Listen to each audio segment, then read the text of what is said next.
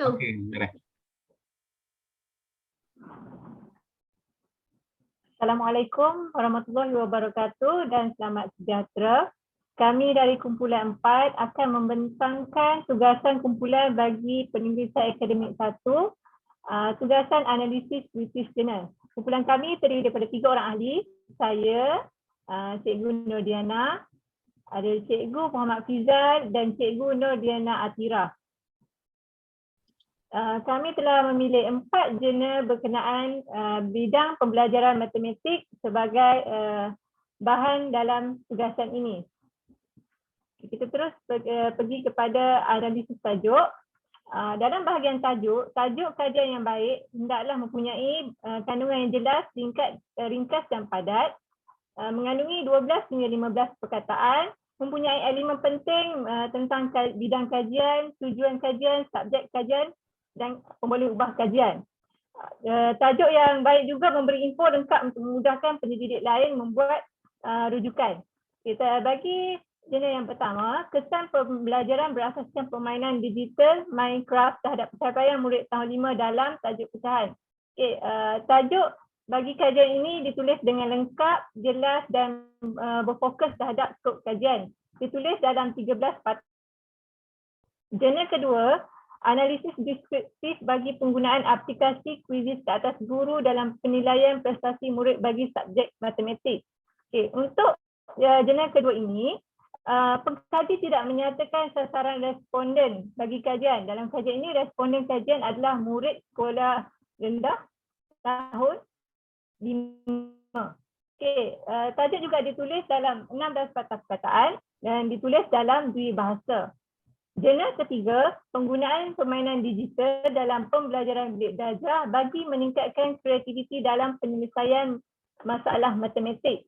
Bagi tajuk ini, sama seperti jurnal 2, tidak menyatakan sasaran responden. Sasaran responden bagi jurnal ini adalah pelajar tingkatan 2, ditulis dalam 14 patah perkataan. Pengkaji juga tidak menyatakan nama permainan digital yang digunakan, iaitu frog jumping game. Kalau dibandingkan dengan jurnal 1 menyatakan permainan digital Minecraft. Tajuk jurnal ditulis dalam 2 bahasa. Bagi jurnal keempat, tahap penerapan dan kefahaman guru matematik terhadap kemahiran berfikir aras tinggi kebat dalam PDP matematik di sekolah rendah. Tajuk bagi kajian ini adalah jelas, ringkas dan padat, berfokus pada skop kajian, mengandungi 14 patah perkataan dan ditulis dalam 2 bahasa. Rumusan bagi bahagian tajuk jurnal yang telah kami pilih, kami dapati jurnal 1 dan 4 mempunyai tajuk yang jelas, ringkas dan padat, manakala jurnal 2 perlu diberi penambahbaikan dengan menyatakan subjek kajian dalam tajuk. Seterusnya saya akan pergi kepada analisis abstrak. Abstrak adalah ringkasan kandungan jurnal. Biasanya abstrak mengandungi tujuan kajian, kaedah kajian, penemuan kajian dan hasil kajian secara ringkas. Biasanya abstrak mengandungi 150 hingga 200 patah perkataan dan mempunyai kata kunci untuk pencarian. Bagi jurnal pertama, tujuan kajian, kaedah kajian dan dapatan kajian dan kesimpulan dinyatakan. Masalah umum kajian dinyatakan pada awal abstrak. Panjang abstrak melebihi 200 patah perkataan. Abstrak ditulis dalam 2 bahasa dan mempunyai kata kunci. Jurnal kedua, abstrak terlalu pendek, hanya 120 patah perkataan saja. Menyatakan tujuan, dapatan dan kesimpulan kajian secara ringkas, tetapi tidak menyatakan kaedah kajian. Abstrak ditulis dalam 2 bahasa dan mempunyai kata kunci. Bagi jurnal ketiga, abstrak dalam lingkungan 220 patah perkataan, terlalu panjang abstraknya. Tujuan kajian dinyatakan, namun kaedah kajian dan dapatan kajian tidak dijelaskan di dalam abstrak. Abstrak ditulis dalam 2 bahasa dan mempunyai kata kunci. Kandungan abstrak terlalu berfokus kepada permainan digital. Jurnal keempat, abstrak merangkumi latar belakang kajian, kumpulan sasaran, analisis dan dapatan kajian, ditulis dalam lingkungan 170 patah perkataan dan ditulis dalam 2 bahasa dan kata kunci. secara rumusannya keempat-empat ekstrak jurnal dari jurnal yang kami kaji mempunyai ditulis dalam dua bahasa dan mempunyai kata kunci. Namun begitu, ekstrak 3 perlu dibuat penambahbaikan dengan menyatakan kaedah dan dapatan kajian. Ekstrak kedua pula tidak mengandungi kandungan tujuan kajian secara ringkas. Penulisan ekstrak dalam jurnal dan jurnal 1 dan 4 ditulis dengan sangat baik. Okey, saya serahkan kepada ahli kumpulan saya untuk membentangkan bahagian seterusnya. Okey, seterusnya analisis bahagian pengenalan. Secara umumnya pengenalan bagi suatu kajian perlulah ada latar belakang yang menjelaskan mengenai kajian tersebut. So bagi jurnal yang pertama, jurnal pertama telah memperkenalkan latar belakang kajian dengan baik dan juga secara terperinci. Dan juga disokong segala penyataan yang dinyatakan telah disokong oleh kajian-kajian lepas. Dan penggunaan ayat dalam bahagian pengenalan juga ringkas, jelas serta mudah difahami.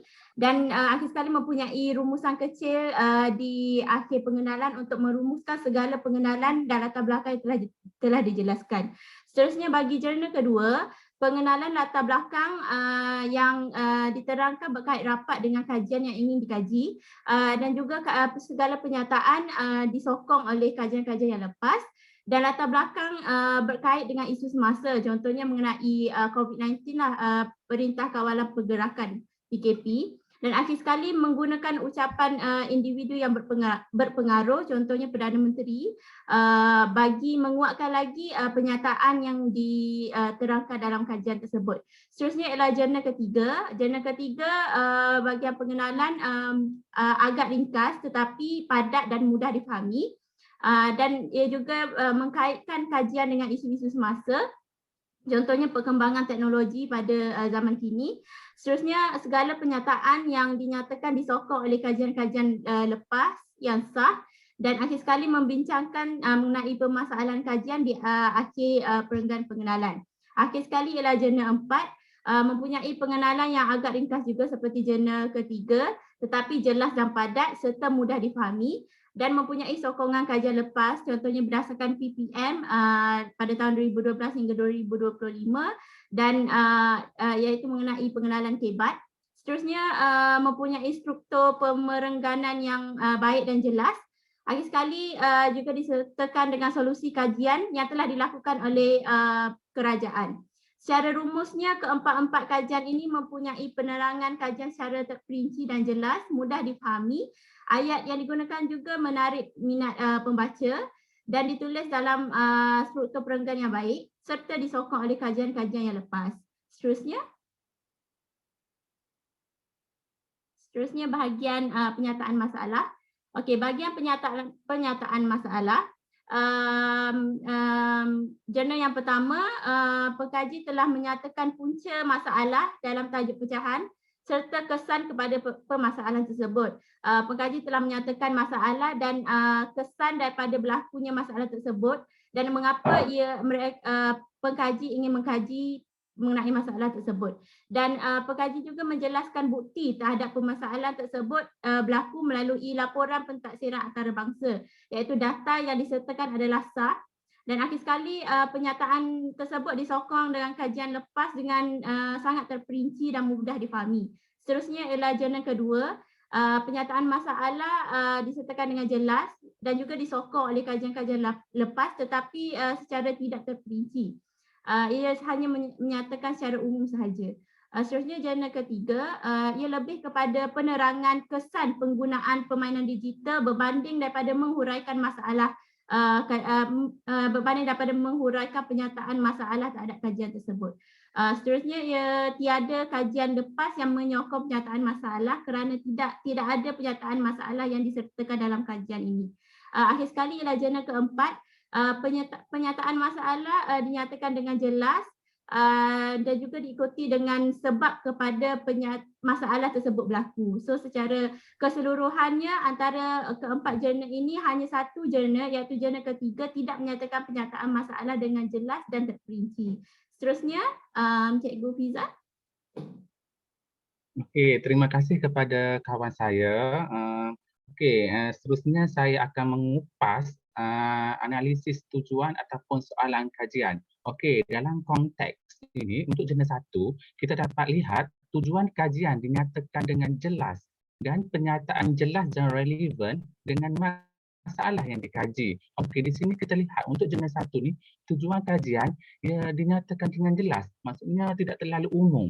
Maksudnya jelas dan pernyataan tu jelas relevan dengan masalah kajian untuk masalah kajian yang hendak dikaji. Untuk jurnal 2, tujuan kajian dinyatakan secara umum dan menyatakan 3 objektif kajian dengan betul. Okey, di sini kita dapat lihat kajian ini dinyatakan secara umum, tidak terlalu spesifik kepada kajian dan menyatakan 3 objektif kajian dengan betul. Okey, seterusnya untuk jurnal yang ketiga, tidak menyatakan sasaran responden dalam objektif kajian. Untuk okey, maksudnya di sini sasaran responden untuk kajian ni untuk siapa? Okey, di sini maksudnya terlalu nampak dia punya kita tidak nampak kajian ni untuk siapa. Okey, macam tu.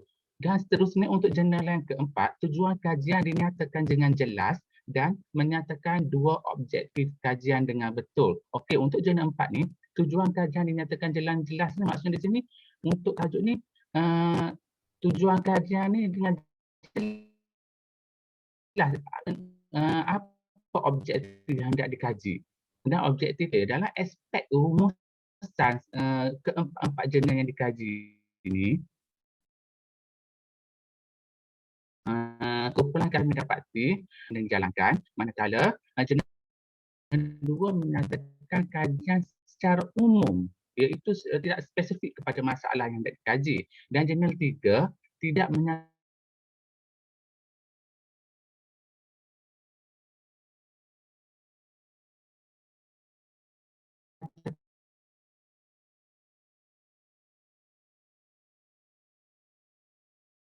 sasaran dengan jelas objektif kajian dan sasaran responden. Okey, seterusnya kita akan kupas dalam konteks analisis ulasan keperpustakaan. Okey, dalam konteks kajian-kajian lepas 5 tahun terkini untuk support sokong dia punya kajian menggunakan kajian 5 tahun terkini dan pernyataan disokong dengan dapatan kajian yang lepas. Okey, untuk jurnal 1 ni kita dapati dia menggunakan kajian-kajian yang terkini lah, yang 5 tahun terkini, dan banyak pernyataan ni banyak disokong hasil dapatan-dapatan kajian yang lepas. Okey, untuk jurnal 2, pernyataan banyak juga disokong dengan kajian 5 tahun terkini, penulisan literatur yang ringkas, jelas dan mudah difahami, terdapat kesinambungan ayat dalam penulisan. Okey, untuk jurnal 2 ni kita dapat lihat dia punya banyak yang menggunakan kajian-kajian 5 tahun terkini, penulisan literatur yang ringkas, jelas dan mudah difahami, dan juga terdapat kesinambungan ayat dalam penulisannya. Okey, yang lepas dimasukkan dalam kajian literatur, pengkaji terlalu fokus terhadap penerangan model Magic Bullet. Okey, di sini kita dapat lihat untuk jurnal 3, pengkaji hanya menggunakan satu saja kajian lepas untuk kajian yang menyokong kajian dia, dan kita dapati untuk jurnal 3 ni pengkaji terlalu fokus kepada penerangan kepada model Magic Bullet. Okey, seterusnya kita pergi ke analisis yang keempat, penulisan jurnal yang keempat, penulisan literatur yang ringkas, jelas dan mudah difahami, pernyataan disokong dengan dapatan-dapatan kajian yang lepas. Okey, dan terdapat kesinambungan ayat dengan menggunakan penanda wacana yang baik, menggunakan kajian 5 tahun terkini. Okey, untuk jurnal yang keempat ni kita dapat lihat penulisan literature review yang ringkas, jelas, padat dan mudah difahami. Dia banyak menggunakan pernyataan-pernyataan yang disokong oleh kajian yang lepas, dan juga kita dapat kesinambungan ayat antara satu perenggan dengan satu perenggan, satu topik dengan satu topik yang menggunakan penanda wacana. Hubung kait di antara rentetan sesuatu topik yang hendak dikaji itu mempunyai kesinambungan. Dan seterusnya, yang banyak menggunakan kajian-kajian yang 5 tahun terkini.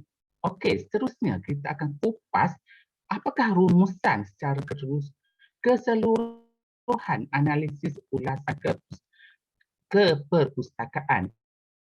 Okey, secara rumusannya, keseluruhan jurnal ada sokongan kajian. Memang betul, dari sudut dapati mempunyai sokongan kajian yang lepas. Okey, hanya satu jurnal iaitu jurnal 4, hanya satu jurnal daripada 4 kurang sokongan dapatan kajian iaitu jurnal 3. Okey, jurnal 3 ni kurang menggunakan kajian 5 tahun.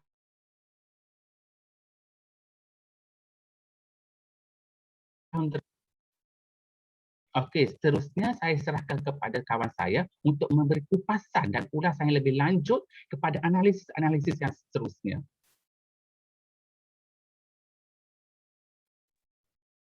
Baik Nak, saya akan terus meneruskan pembentangan dengan bahagian analisis metodologi. Dalam bahagian metodologi, seharusnya pengkaji menjelaskan reka bentuk kajian yang terdiri daripada instrumen kajian, sampel kajian, kaedah kajian. Okay, bagi jenis 1, pengkaji telah menyatakan bahawa jenis kajian menggunakan jenis kajian kuasi eksperimen dan dijelaskan bersama boleh ubah kajian. Sampel kajian juga dinyatakan dan dihuraikan dengan jelas. Instrumen kajian adalah dalam bentuk ujian pra dan ujian pasca dan prosedur kajian ditulis dengan terperinci. Jenis 2, kajian berbentuk kuantitatif menggunakan kaedah tinjauan, sampel responden dinyatakan. Instrumen kajian adalah menggunakan soal selidik diterangkan dengan terperinci. Dan kaedah analisis dinyatakan dalam bentuk statistik deskriptif. Jenis ketiga, pengkaji tidak menyatakan jenis kajian yang digunakan, tetapi dia ada menyatakan tentang sampel kajian yang digunakan. Okay, instrumen kajian adalah menggunakan ujian pra dan ujian pasca. Pelaksanaan kajian adalah berdasarkan model pembelajaran berasaskan permainan digital yang dinyatakan dalam bentuk jadual. Bagi jenis keempat, kajian menggunakan pendekatan kuantitatif, tinjauan deskriptif digunakan untuk mengumpul data melalui edaran soal selidik dan kaedah kajian diterangkan dengan jelas dan terperinci. Secara rumusannya, jenis 1, 2 dan 4 menerangkan metodologi kajian dengan jelas. Jadi, pengkaji-pengkaji lain boleh dapat merujuk kajian ini dengan jelas. Okay. Jenis 3 perlu dibuat penambahbaikan kerana metodologi kajian perlu dijelaskan dengan lebih terperinci. Seterusnya, analisis dapatan data. Dapatan data ini haruslah dipersembah secara teliti dan jelas dan disusun mengikut persoalan kajian. Okay, bagi jenis 1, data telah dianalisis secara teknik static inferensi. Dapatan ujian pra dan ujian pasca dianalisis menggunakan SPSS. Dapatan kajian disusun berdasarkan hipotesis kajian yang telah dinyatakan dan dapatan kajian diterjemah dalam jadual dan dihuraikan dalam perenggan. Jenis 2, data dianalisis melalui statistik deskriptif.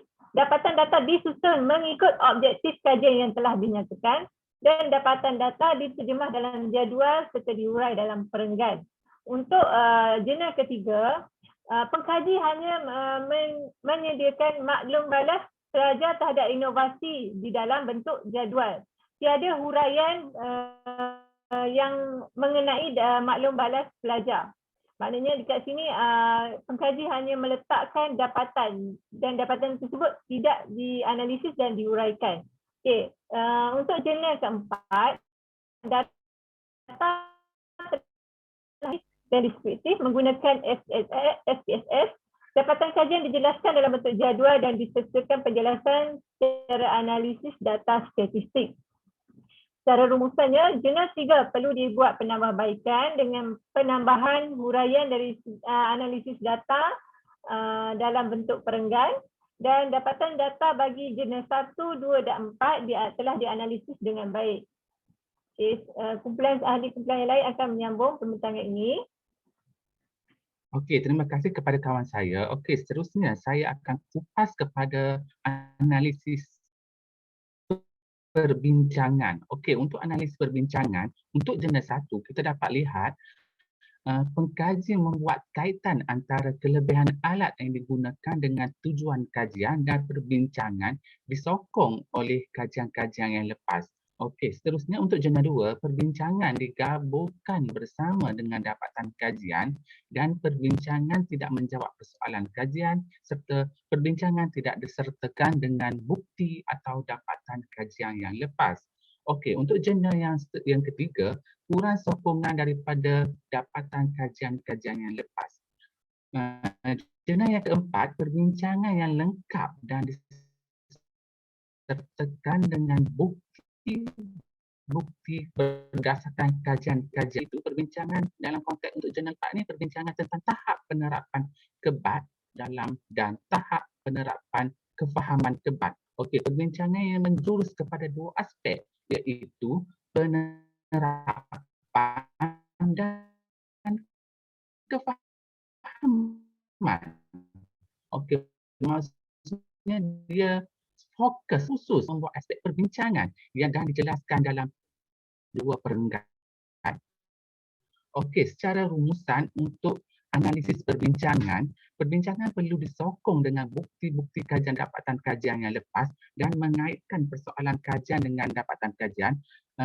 Kita dapati satu jurnal kurang, untuk jurnal 3 kurang sokongan daripada dapatan kajian yang lepas, dan jurnal 4 kajian dinyatakan secara khusus hasil perbincangan dapatan kajian. Okey, seterusnya. Okey, terima kasih Cikgu Faiza. Seterusnya saya akan menganalisis mengenai rujukan.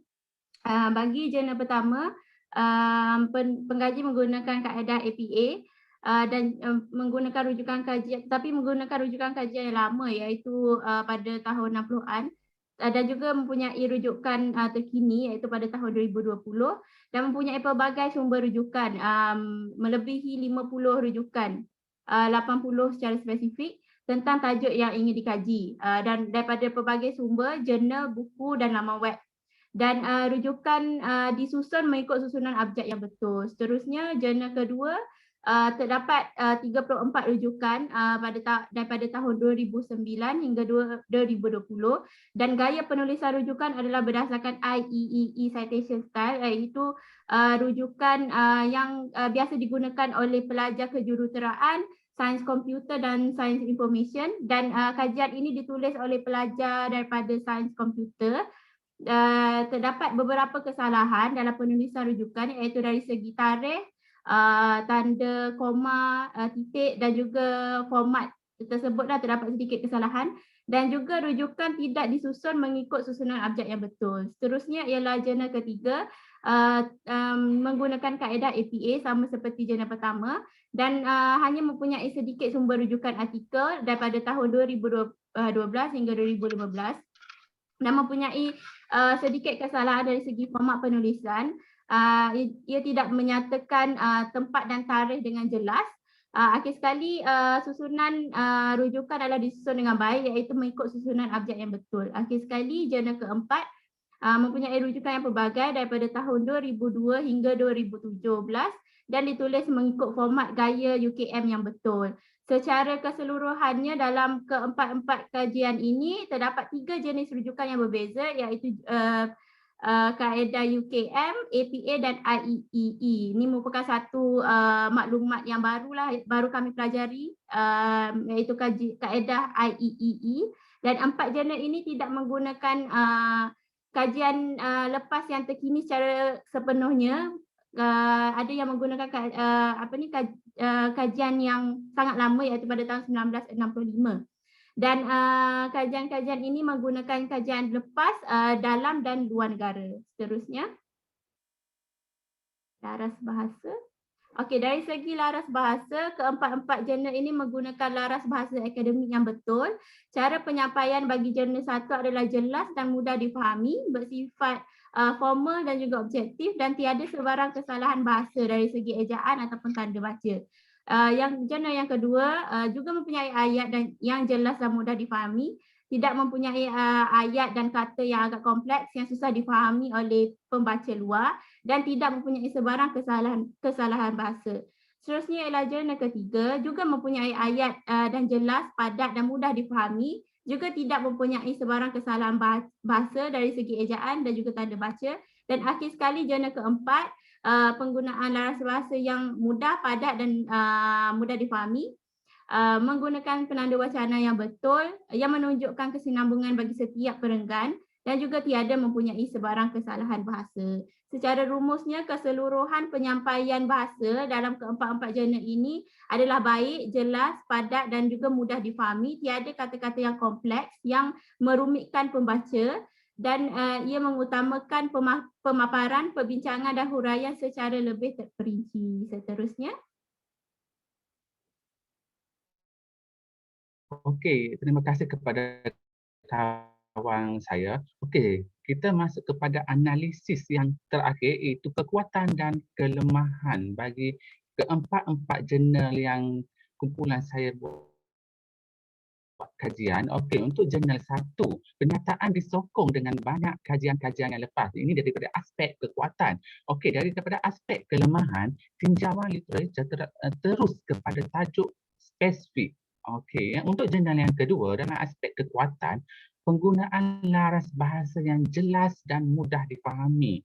Okey, maksudnya di sini penggunaan laras bahasa itu jelas dan mudah difahami oleh pembaca. Dalam aspek kelemahan untuk jurnal 2 ialah perlu penambahbaikan dalam bahagian perbincangan dan rujukan. Okey,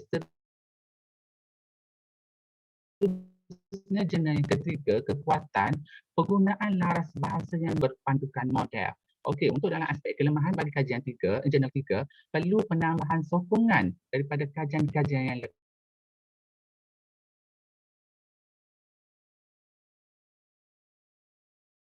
dan pernyataan dihuraikan secara umum. Okey, seterusnya untuk jurnal yang terakhir, jurnal keempat, kekuatan dia kita dapat lihat di sini. Penggunaan laras bahasa yang jelas dan mudah dipahami oleh pembaca. Kajian difokuskan terus kepada dua aspek yang dikaji, iaitu tahap penerapan dan tahap kefahaman guru terhadap kebat.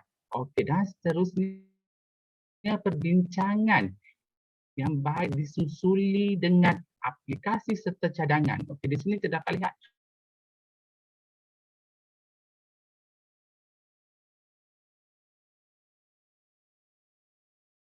ialah perbincangan aplikasi serta cadangan-cadangan kajian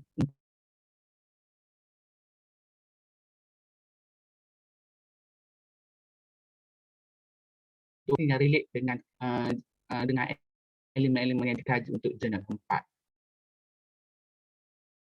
Okey, seterusnya slide seterusnya.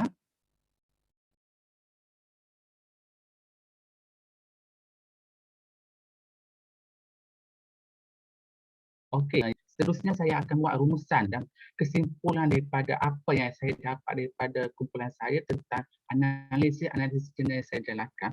Okey, secara rumusannya, saya dapati kumpulan saya ini menjalankan membuat analisis secara kritis tentang bidang yang sama, iaitu bidang matematik. Okey, apa yang dapat diperoleh pada kajian-kajian analisis yang saya jalankan ialah kita dapat lihat bagaimana sesuatu jurnal itu dianalisis dalam konteks-konteks secara spesifik tentang dalam aspek bahasa, analisis penggunaan kekuatan dan kelemahan dalam aspek kajian-kajian kepustakaan, dalam aspek analisis rujukan. Okey, di sini kita dapat lihat banyak elemen-elemen dan kita boleh kritik jurnal itu, kita boleh kritik daripada pelbagai aspek untuk penambahbaikan, pemurnian sesuatu jurnal itu untuk digunakan pada masa